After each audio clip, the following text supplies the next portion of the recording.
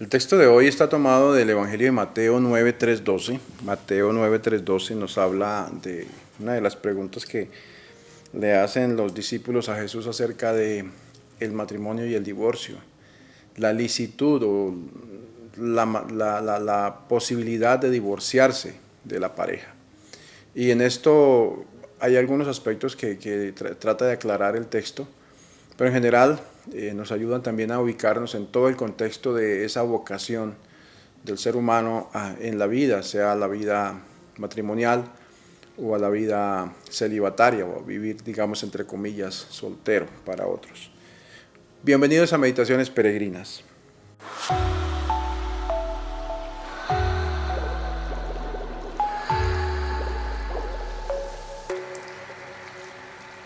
Iniciamos con la lectura del texto de Mateo 19:3-12. En aquel tiempo se acercaron a Jesús unos fariseos y le preguntaron para ponerle a prueba: ¿le está permitido al hombre divorciarse de su esposa por cualquier motivo? Jesús le respondió: ¿no han leído que el Creador desde el principio los hizo hombre y mujer y dijo: por eso el hombre dejará a su padre y a su madre para unirse a su mujer y serán los dos una sola cosa? De modo que ya no son dos, sino una sola cosa. Así pues, lo que Dios ha unido, que no lo separe el hombre. Pero ellos replicaron: entonces, ¿por qué ordenó Moisés que el esposo le diera a la mujer un acta de separación cuando se divorcia de ella? Jesús le contestó: por la dureza de su corazón, Moisés les permitió divorciarse de sus esposas, pero al principio no fue así. Y yo les declaro que quien quiera que se divorcie de su esposa, salvo en caso de que vivan en unión ilegítima, y se case con otra, comete adulterio, y el que se case con la divorciada también comete adulterio. Entonces le dijeron sus discípulos: si esa es la situación del hombre con respecto a su mujer, no conviene casarse. Pero Jesús les dijo: no todos comprenden esta enseñanza, sino solo aquellos a quienes se les ha concedido. Pues hay hombres que desde su nacimiento son incapaces para el matrimonio. Otros han sido mutilados por los hombres. Y hay otros que han renunciado al matrimonio por el reino de Dios.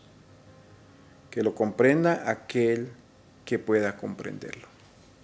Palabra del Señor. Gloria a ti, Señor Jesús.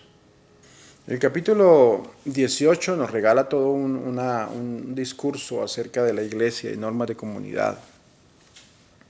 Vienen las recomendaciones que da el Señor en su camino a Jerusalén. Y ahora justamente la recomendación que vemos es la que tiene que ver con el divorcio. La pregunta en el fondo que se hace no es si es lícito el divorcio o no. Pues en realidad el divorcio era algo que era aceptado, digamos así, en su momento, sino más bien era más orientado a un conflicto que existía en dos maneras de interpretar la ley en ese momento, o lo que significaba el divorcio, ¿sí? Algunos que la miraban de una manera amplia, los maestros que colocaban una lista interminable de motivos por los cuales el marido podía pedir el divorcio de su pareja, ¿sí? Al parecer esto, el marido de su mujer, al parecer esto no sucedía, al contrario, o sea, no era que la mujer pidiera también el divorcio al esposo, era el hombre a la mujer. Pero existía esa ley y ellos trataban de tener una cantidad de condiciones o más bien de posibilidades para que eso se aplicara. Pero existía una escuela, creo que era la Shammai, que era un poquito más estricta y lo que hacía era que colocaba unos casos más concretos para que hubiera el divorcio. Concretamente, una de ellas era ya el caso extremo, por ejemplo, del adulterio. Jesús deja de lado los casos, la casuística, y lo que quiere ir es más allá de la pregunta que le hacen.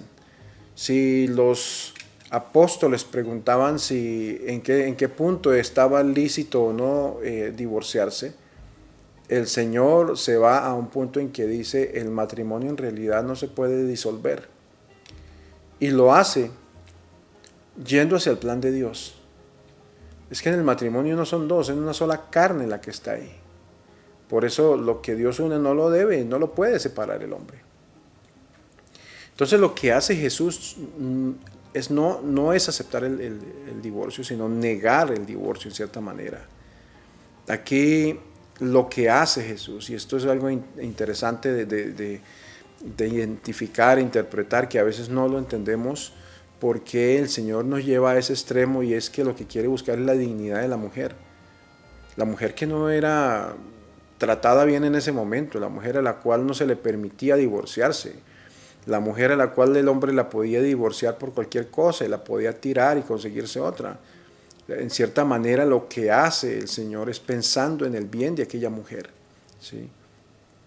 Era una sociedad machista, mucho más machista que la nuestra, si pensamos que hoy hay machismo. Pero lo que buscaba en cierta manera esta manera de ver de Jesús es la dignidad de la mujer. No sé si lo hayamos visto, no sé si antes hayamos pensado en que esta es una de las razones por las cuales el Señor habla de la indisolubilidad del matrimonio. Pero en otras palabras, cuando se habla hoy del mismo matrimonio en esos aspectos, es justamente por eso también, por la necesidad de que se le ampare a uno de los dos, especialmente aquel que es más frágil, que es más débil, no por hablar del sexo débil, sino más débil en el sentido de todas las condiciones que debe llevar la mujer en la vida de la familia. Coloca una excepción y habla justamente de la excepción en el caso de que, concretamente creo que está hablando de la prostitución. No se sabe bien lo que pudo decirse, pero más que todo creo que podía ser en ese sentido. Lo que es propio y lo que debemos entender es que lo que termina diciendo el Señor es muy claro para nosotros. Lo que Dios ha unido, el hombre no lo separe. Entonces, ese es uno de los primeros aspectos que nos regala el texto de hoy. Después, lo otro que hay que sacar como interpretación es descubrir que Cristo se toma muy en serio la relación y Él ve con seriedad lo que es una relación sexual, la vida de matrimonio, la dignidad de la mujer. No con los planteamientos superficiales de su tiempo y de ahora, ¿sí? Hoy en día todo se ve desde el punto de vista de la satisfacción que pueda tener una relación, una satisfacción pasajera. Ya incluso anteriormente el Señor había hablado un poco sobre eso, y en el Sermón de la Montaña Él lo decía acerca de eso, de la indisolubilidad del matrimonio. ¿Sí? Ya estaba en contra del divorcio, pero aquí se va más allá y se va justamente a pensar en cuál fue el plan de Dios para la pareja, cuál fue la voluntad de Dios creador para el hombre y la mujer. Y entonces allí entra en una unión que es más seria y estable y que no está sujeta a sentimientos pasajeros o a caprichos. Es algo que va mucho más allá. El plan es el plan de Dios. Él es quien ha querido que exista esa atracción y ese amor entre hombre y mujer, y que haya ese sentido de que se complementen el uno al otro. Además, el otro aspecto que quizá hoy en día se mira con un poco de recelo es que la pareja en su vida íntima tiene que tener esa apertura, debe estar abiertos al milagro de la vida, a la venida de los hijos. Y de esta manera están colaborando con el plan mismo de Dios de multiplicar la humanidad hoy en la sociedad. Aunque estamos viendo cómo incluso esta parte hoy es muy criticada y casi que los planes de Dios no se toman en cuenta en las relaciones que se tienen hoy en la pareja. Que Dios lo haya dicho de esa manera, que Jesús lo haya recalcado, nos invita a que nos tomemos en serio también dentro de la vida de nuestra comunidad, ¿sí? Debemos prepararnos y ojalá que las parejas cuando entren en el matrimonio estén preparadas de una manera integral en lo humano, en lo psicológico, en lo afectivo, en todos los aspectos para lograr que de verdad esas relaciones sean sólidas, sean fuertes y sean duraderas. El problema es que hay mucha inmadurez a la hora de tomar decisiones, de irse a vivir con alguien, y eso es lo que complica las cosas. El acompañamiento en la vida de la pareja por parte de la iglesia es algo que se debería hacer y que no se está haciendo, ¿sí? El amor que quiere Dios es un amor que sea estable, fiel y maduro. Esos son algunos aspectos que podemos sacar si tomamos en conjunto todas las enseñanzas también, no solamente las de Cristo, sino las de la Iglesia a lo largo de los tiempos. El matrimonio debe entenderse desde todas las consecuencias que trae, ¿sí? No solamente de buscarse uno mismo, sino también cómo lograr esa comunión que supone la vida de pareja y la relación también que hay entre los padres y los hijos, y que de una u otra manera en un punto de la vida matrimonial van a llegar ellos, ¿sí? Y entonces van a dar un cambio en las relaciones. Era difícil lo que nos pedía Jesús ayer de perdonar al hermano, pero también es difícil tomar la cruz cada día y seguirle. Es difícil, pero también en un camino sin cruces es un camino que no tiene sentido. Al final de esos desafíos de cada día terminan dándole sentido a lo que hacemos. Podríamos terminar hoy con quizá un texto que leamos del Catecismo, por ejemplo. Recordar lo que el Catecismo de la Iglesia Católica nos dice acerca de un matrimonio en el Señor, ¿sí? Los números 16, 12 al 16, 17 nos hablan un poco de eso. Valorar el matrimonio cristiano desde el simbolismo del amor de Dios al pueblo, ¿sí? Y de Cristo a la Iglesia, ¿sí? También lo que nos dice Mateo 19, ¿sí? Sobre la cuestión del divorcio. Vale la pena que si tenemos tiempo hagamos ese tipo de experiencias.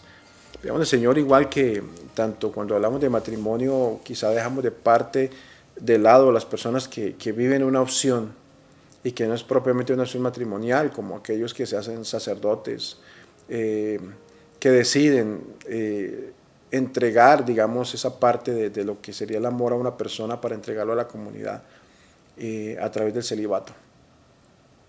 De eso también habla el Señor hoy en el texto.